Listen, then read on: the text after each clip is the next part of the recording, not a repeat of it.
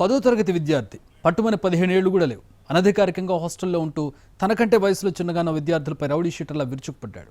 ఏకంగా బెల్ట్తో కొడుతూ రాక్షసంగా ప్రవర్తించాడు. ఈ ఘటన కర్నూలు జిల్లా కోడుమూరులో జరిగింది.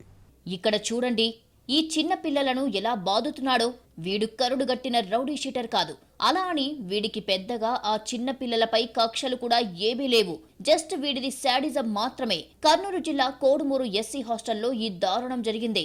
7వ తరగతికి చెందిన 3 విద్యార్థులను పులకుర్తికి చెందిన మహేష్ అనే 10వ తరగతి విద్యార్థి చితకబాదాడు. బెల్ట్తో విచక్షణ రహితంగా కొట్టాడు. అన్నా వద్దు వద్దు అని విద్యార్థులు బతిమాలుకున్నా కనికరించలేదు ఆ దుర్మార్గుడు. బెల్ట్తో కొడుతూనే ఉన్నాడు. నిజానికి ఈ మహేష్ అనే విద్యార్థికి ఎస్సీ హాస్టల్ కు సంబంధం లేదు. హాస్టల్లో అనధికారిక బోర్డర్ గా ఉంటున్నాడు. పైగా అదే హాస్టల్లో ఉన్న అసలైన విద్యార్థులపై జూలం ప్రదర్శిస్తున్నాడు. జులాయిగా తిరగడం, సిగరెట్లు తాగడం, విద్యార్థులపై దురుసుగా ప్రవర్తించడం వీడి నిత్య కృత్యాలు. ఇక విద్యార్థులపై మహేష్ అకారణంగా దాడి చేశారు అనే విషయం తెలుస్తోంది. ఘటన జరిగిన రోజు వారు ఆరోగ్యం బాగోలేకపోవడంతో టాబ్లెట్లు తెచ్చుకునేందుకు బయటికెళ్లారు. ఆ సమయంలో ఎవరో దొంగలు అనే అనుమానంతో కేకలు వేశారు. దీంతో మళ్లీ హాస్టల్లోకి పరిగెత్తుకుని వచ్చారు. అదే వారు చేసిన పాపమయ్యింది. ఆ సమయంలో మహేష్ కంటపడ్డారు. దొంగతనానికి వెళ్లారని ఆరోపిస్తూ వారిని చితకబాదాడు.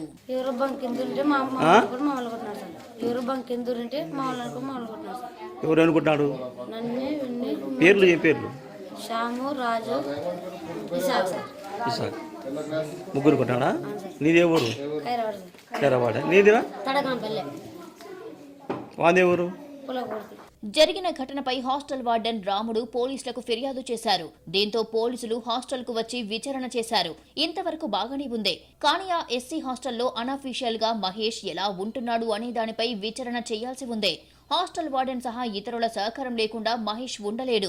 కానీ అనఫీషియల్ గా ఉండనిస్తూ విద్యార్థులపై పెత్తనం చేయించేలా చేసిన హాస్టల్ వార్డెన్ పై చర్యలు తీసుకోవాలని విద్యార్థులు కోరుతున్నారు.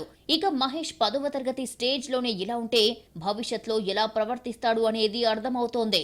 బాధితుల్ని విచారించి వారి యొక్క తల్లిదండ్రుల కంప్లైంట్ మేరకు ఎఫ్ఐఆర్ రిజిస్టర్ చేయడం జరిగింది. 60/2025 అని చెప్పి ఎఫ్ఐఆర్ రిజిస్టర్ చేశాం. ఎఫ్ఐఆర్ రిజిస్టర్ చేసిన తర్వాత ఎవరైతే దీనికి బాధ్యుడైన చట్టంతో విభేదించబడిన బాలుడు ఎవరైతే ఉన్నారో అతను కూడా అదుపులో తీసుకున్నాం. తర్వాత దీంట్లో కొంత శాఖాపరమైన నిర్లక్ష్యాలు ఏమైనా ఉన్నాయేమో అని చెప్పి మేము కూడా విచారించాము. కాబట్టి మహేష్ పై చట్టపరంగా చర్యలు తీసుకుంటామని పోలీసులు చెబుతున్నారు.